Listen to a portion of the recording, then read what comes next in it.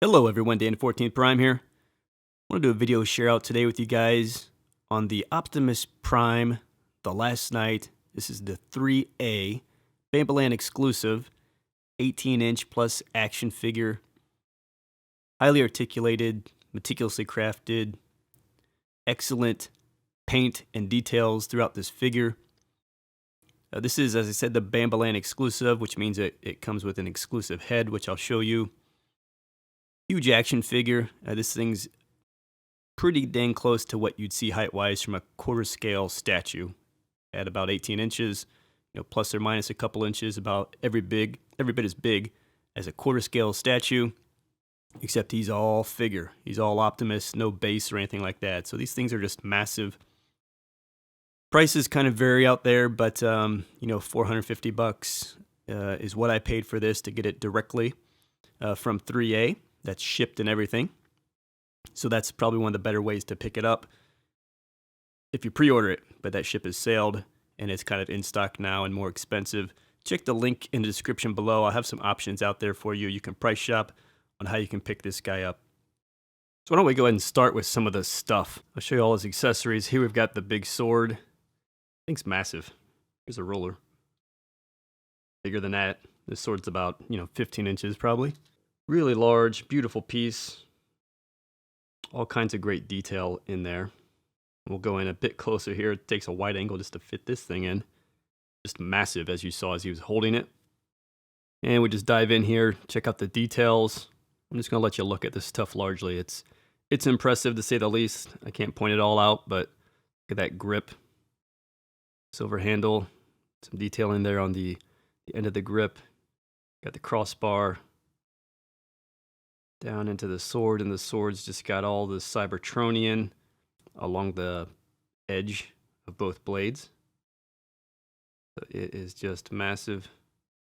Next up here, let's do the shield and a bit of assembly instruction. They come with these fine accents at the end of the shield. I don't know that I'll keep them in. Yeah, maybe on display it'll be okay to keep them in, but when you're handling the figure, these are definitely dangerous to break. 3A gives you 2 sets, so they're probably anticipating you making a mistake at least once. So that's pretty cool. Generally, I would say when you have these fine pieces, interesting on the figure, 3A sometimes rubberizes some of them, which was smart. So they'll be less susceptible to breaking. These definitely have a bit of a rubberized effect to them. Plus, they'll kind of pop out. So hopefully, if that were ever to drop, you'd be okay. They'd either pop out or bend a bit. Then here we get the full look at the shield, and again, large, about every bit of 12 inches with those accents on the end. So another big piece, beautiful, just all the wear over the silver. Some Cybertronian there, again the flames. Really sharp looking piece. It transforms. You might notice a bit of gap in mine. I think one thing I'm noticing with this figure, you kind of have to break in the articulation. I had a hard time getting this thing transformed the first time, and now maybe it's not going back exactly perfect yet, but probably some more movements will smooth that out. The inside, just tons of great detail there. Hole there, that's how I was hanging that on the back of the figure. Again, back to some of the rubberized stuff right in there. You've got some of that going on. To attach the shield onto the back, he comes with this little nub piece. It's got like a 3-prong attachment effect, and it goes into his back here. The 2 prongs up top. That sits in there, creates a nub. And again, we know we've got a hole here in the shield. You can plug that in just like that. Not easy to do this stuff from behind the camera, but that works out pretty well. There's a bit of space there, but I think it's okay. You can also peg the shield into the left arm by removing this top section forearm armor, like this. No, it will not be that easy when you do it. I've spent like 3 minutes off camera, loosening this up, fidgeting with it. Could have been a magnet, would have been better. But you'll get this replacement piece, which has, of course, a nub on the end. And then same thing, nub, hole, voila. Just give you a different angle there for the size of that shield. Let me knock out a few other attachment displays before we get back to the details of the shield. But neglected to show you this before. This is for the sword, so you get a little bracket attachment that goes into the plug we had just made previously. And that can sit there, and you can twist that like that. That's what that looks like from the front. Please excuse the bad overall posing, just trying to get you some different looks and angles. And then to get the sword and shield stacked on the back. I'll come back in a bit more detail on transformation of the shield and stuff here. But, well, there's a couple pegs there. Just unpeg them, slide this down. We can do the technical aspects now. So slide that down. There's some pegs here in the front. Undo those pegs. And then you can just pull this thing apart. And I say that, but mine has not been easy. Again, this gets into the whole breaking in the articulation and stuff. Kind of having to rock it side to side a bit to get it loose. So that pops out. Now we have this kind of full-blown weaponizing the shield. We're going to want to take this piece out.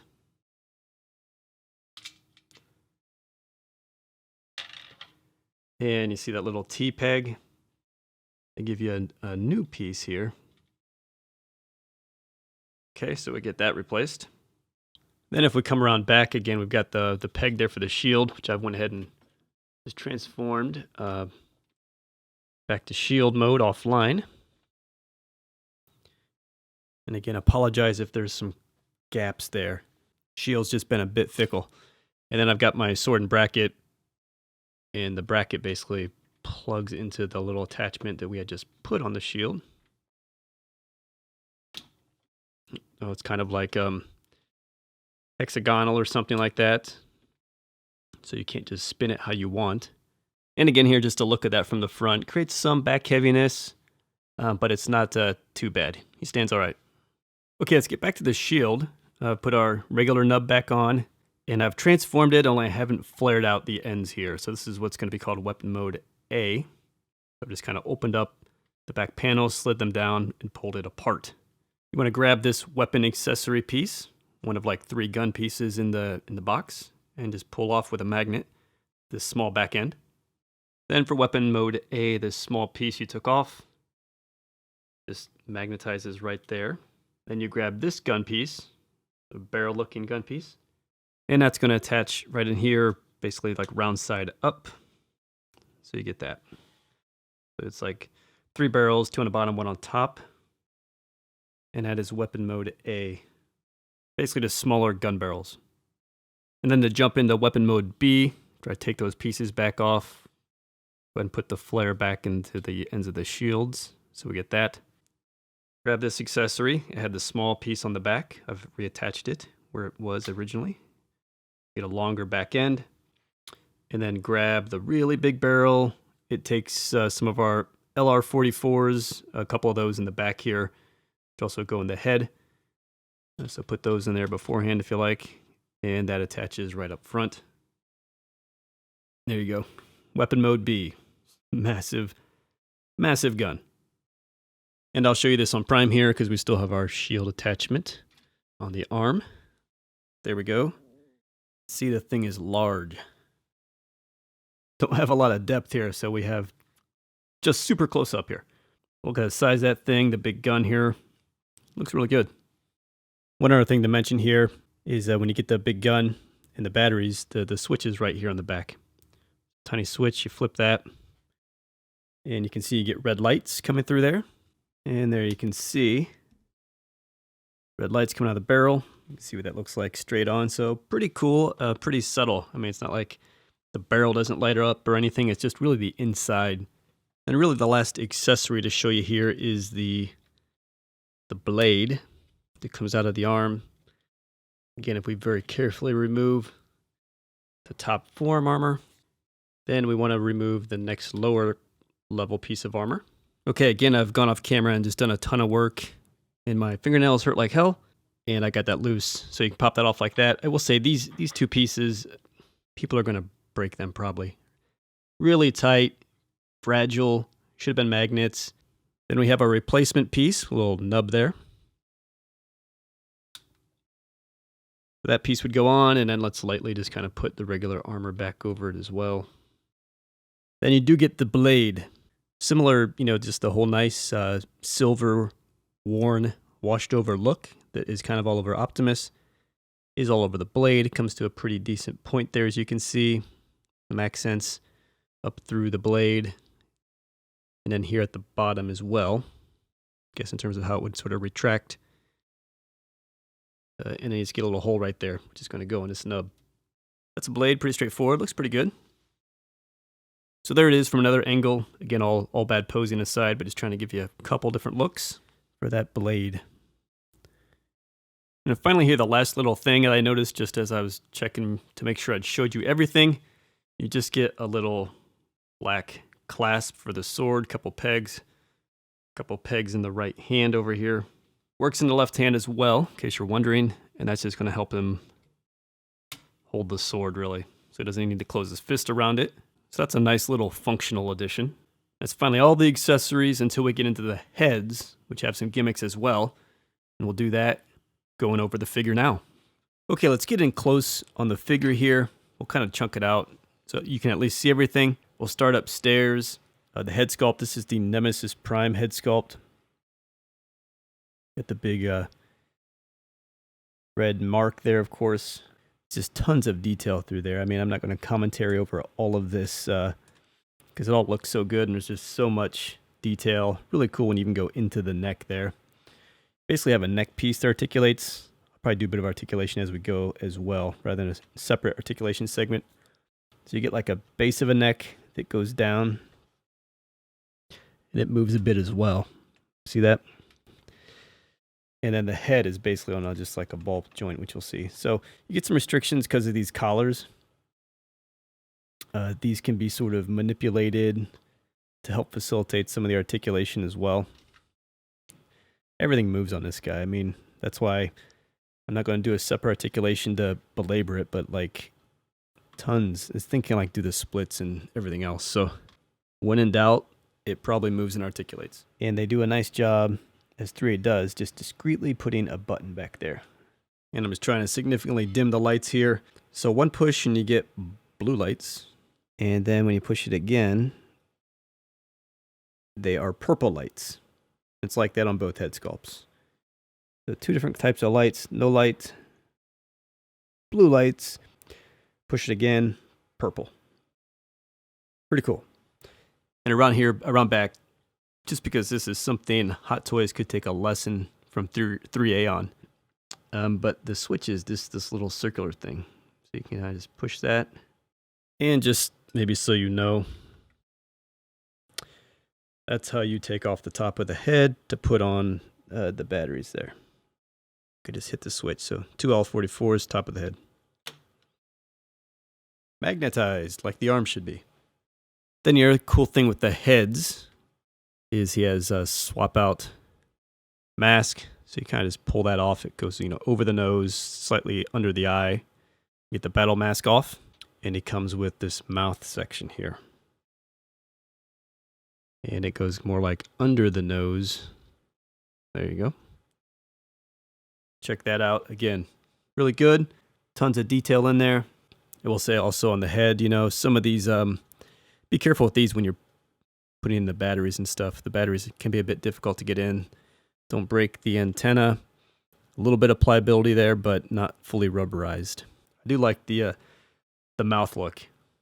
Nice level of detail through there. Then the final thing with the head. It's on a ball joint here. See that? So it pops right off. You get a regular unmarked Optimus head. So there you go. They both look good, but if you want to do more classic, you really get Age of Extinction here, effectively, because basically the same, save for the red mark. So this way you can get Optimus or Nemesis version in both movies. That's the exclusive, and it's the same thing. You can swap out the mouthpiece as well. I'll go ahead and show you. Straight in, little magnet kind of keeps it in there. Voila, looks great. Both the head sculpts, really good. They both do the batteries. They're effectively the same, right? So blue eyes, purple eyes, and off. Otherwise, here, let's just take a moment and take all this in. It's just really phenomenal. Every little piece kind of molded in there, assembled. Just look at all this detail through the chest area there. Get the panels here. A lot of these things articulate because he's got like butterfly joint and everything in the shoulder. Great, great detail. Love how the stacks come through nice and chrome. Kind of like a burn effect across the tips. I'll just back out a bit to show you. I mean, you can do the articulation. Pretty tight ratchet in there. But that'll basically spin all the way around if you wanted it to. You just manage this top shoulder piece. You can, like I showed you, manage this flap. Because then this shoulder can go up if you like it to. Sometimes this joint's a bit stubborn in here, but there you go. You can get like a ratchet or two up and down. You can pull this forward. And when you do that sword pose, you want to get the butterfly in effect so it can kind of pull that forward a smidge. This big joint section in here. And while we're doing the arm, I want to show you kind of elbow. You can get 90 and then really you can kind of pull. Oh, there you go, pull through there. I've already done it because of the sword pose, but you get even extra extension through here. Then down at the wrist, mine is like super tight, but it'll twist on there and it'll, cock a bit. You just might need to manage some of the interference with the armor and stuff like that. Kind of rubberized flap on the back of the fist, which helps. And then tons of articulation through the hands. A little swivel there for the thumb. Joint and joint, so 2 joints on the thumb. 3 joints per finger. Boom, boom, boom. Kind of everywhere you'd expect to have a knuckle. Then one more thing on the arms. He has a kind of bicep swivel. Just showing you the back so you can see the joint better. Just right below the shoulder.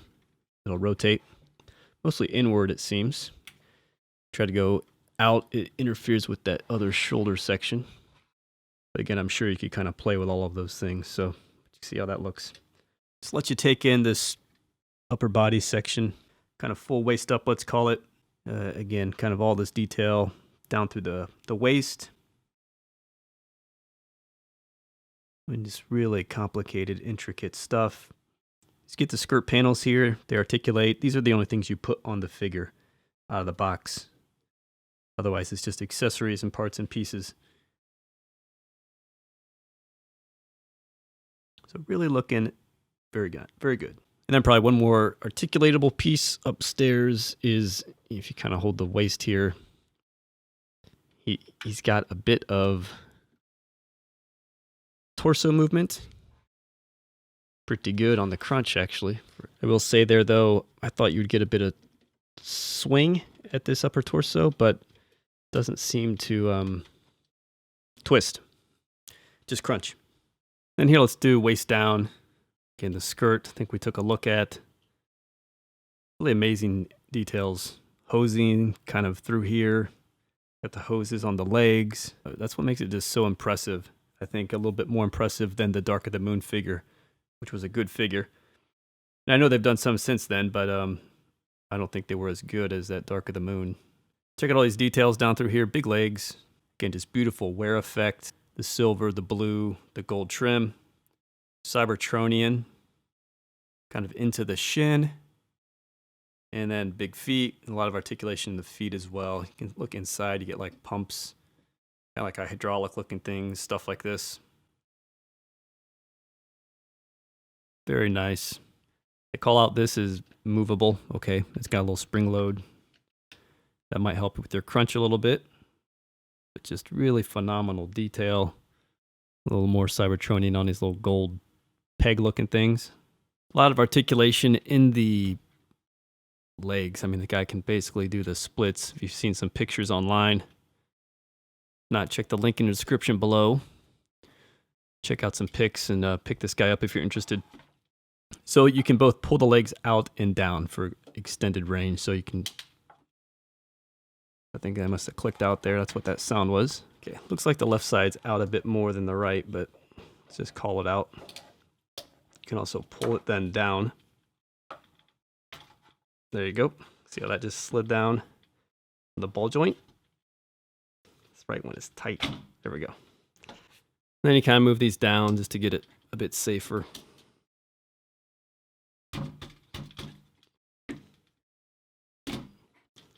Just to give you a sense for that, this thing is not easy to handle, especially behind the camera. But again, you can basically do the splits if I put that out even further. Get a swivel there as well. And then, of course, the double knee. So tons of articulation through the legs. Then here for the foot articulation, it's a little panel here on the front of the foot. It moves up to help with range of motion because the big piece then can move up. Of course, the big ankle section moves. Again, super tight. Mostly moves to a point. There you go. And then this piece back here can move again just to help get this heel spur out of the way so you can move the foot how you want back there. The foot will also rotate in there. Again, some of these joints are just so freaking tight. This one I was able to get a bit looser. But man, that is tight. Feels like it's going to break up top. It rotates at the foot section where the ball is. And here you got the bottom of the feet if you're interested.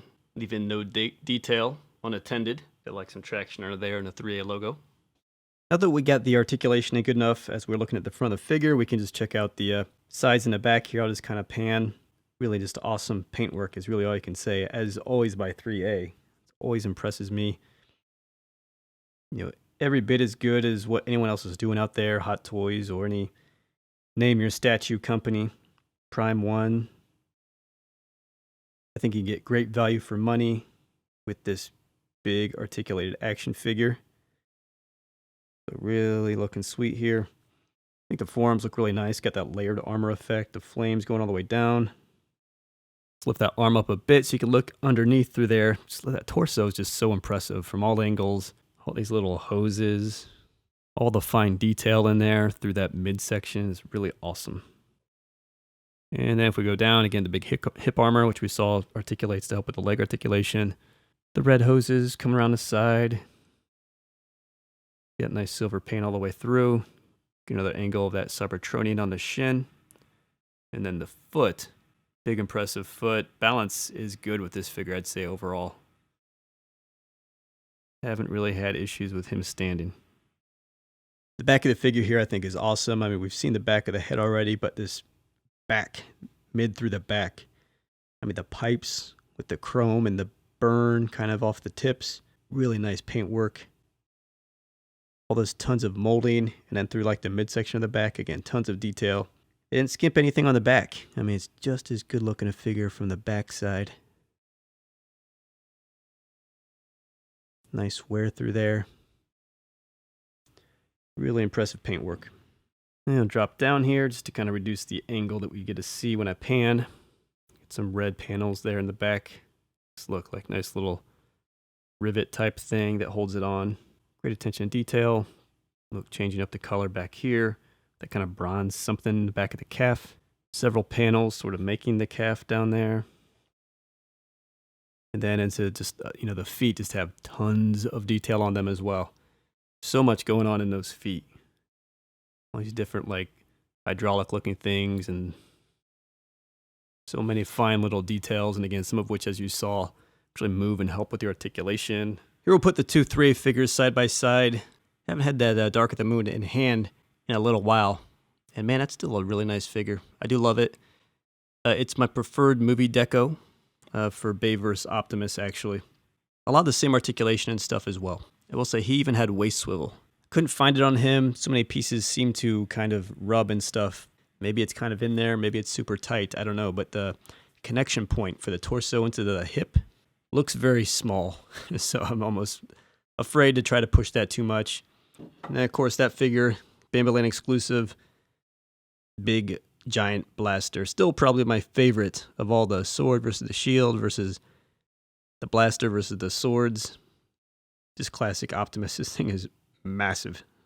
So they both look good. You know, I think, again, just the nature of the design of the Last Knight / Age of Extinction on the right there made 3A go and do a lot more detail. So when you think about detailed work through the figure, definitely the new one is better because it has to be to match the screen accuracy. It's just more complex in that regard. So overall, very happy with the figure. The intricate detail is really just phenomenal. The paint is amazing and very well done, and the wear is top-notch, as it always is for 3A. I think you get great value. Again, prices are going to be all over the place at this point in time, but for me, pre-ordered 16 months ago, $450, right, shipped. So really no complaints, happy with this thing overall. If anything, I've just been worried with like stiffness of joints, stiffness of movement, panels or accessories being difficult sometimes to get off. It needs a breaking in period, but really no complaints with this thing at all. So there you have it, guys. 3A's, The Last Knight, Optimus Prime, Bambaland exclusive. Again, if you're interested in picking this figure up, check the links in the description below. If you're interested in checking out the packaging and pack out of this figure, check me out on Instagram. Same handle, Dan14Prime. Please like, subscribe, share. Thanks for checking in. Thanks for checking out this Optimus Prime video. I'll see you next time.